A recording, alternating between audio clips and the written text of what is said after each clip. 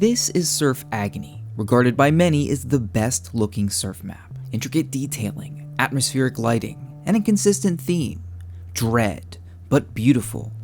Agony won first place in the preliminary voting for this video. Join the Discord below for future votes and streams where you can be part of the action. However, Agony did not win in the overall vote. These are the most beautiful surf maps and the stories behind them. In fact, this isn't the first time Agony came second.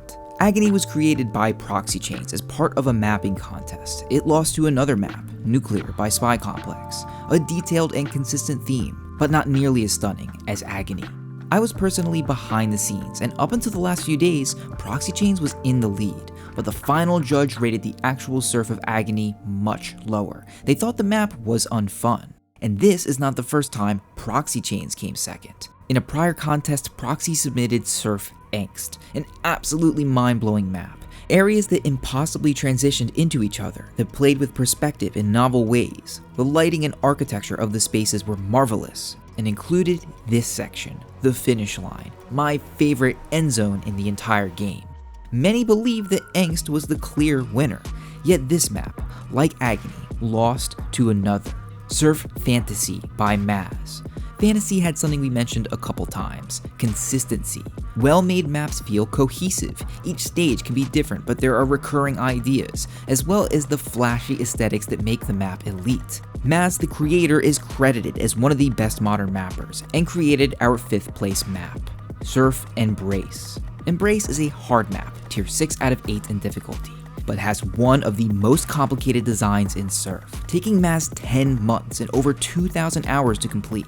Each room has a unique look that was carefully made, and despite the fact that things change, the map feels like a continuous journey, and the attention paid to each design is apparent. The futuristic look of the final choke point, moving parts like doors that open just before you enter, and all this translated into recognition for Maz, who won the KSF Top Map of the Year as a result. It was almost Maz's final map, given the scale and labor required to complete it. Embrace won 5th place overall with 8% of the vote, just behind our next map, Interference. This map, by Novice Diamond Channel, primarily a Half-Life YouTuber making comedic animations, including this one of the Citadel, but the map itself is no joke. Interference is a tier 2 linear map, much easier than Embrace, with a more constrained and on-topic theme. This map, like Angst, plays with flat, plain textures, complemented by amazing lighting and design.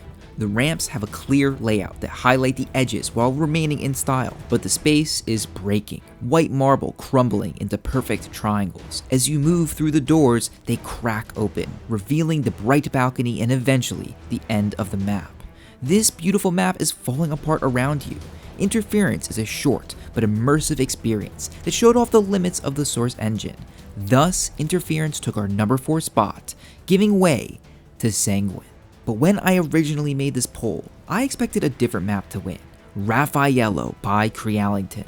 Raffaello is a community favorite with excellent lighting, beautiful skybox, and window placement. But instead, Crealington's other massive project, Surf Sanguine, took the prize. Sanguine is a tier 3 staged linear map, meaning you can save your progress at checkpoints or continue to fly through the map. A massive maze of interweaving routes that, while confusing, came with videos dedicated to the map. Crealington is a master of creating these hyper-modern structures with nature spread throughout. Another nomination for Crealington was Epiphany, a tier 6 epic of a map that's one of my personal favorites. But Sanguine takes risks. It tries out different textures like wood and handmade designs, and moreover, it sacrifices consistency to create new areas to discover, sometimes disjointing, like a sudden entry into a red-roofed villa. But the map's central idea, skips and routes that unfold and require you to discover them, create a feeling like no other. Surely inspired by the number 1 voted map, Omnific, which is unlike all the other maps listed, the earliest of which was Interference, made in 2019.